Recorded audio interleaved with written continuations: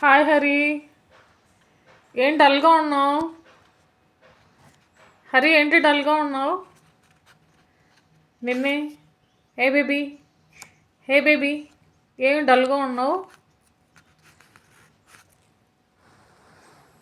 ఏమైంది? ఏం తగిలింది? ఏం తగిలింది బేబీ? నువ్వు అదే బాయ్ బేబీ, చెప్పు ఏమైంది? దెబ్బ తగిలిందా? ఏం చేసావు?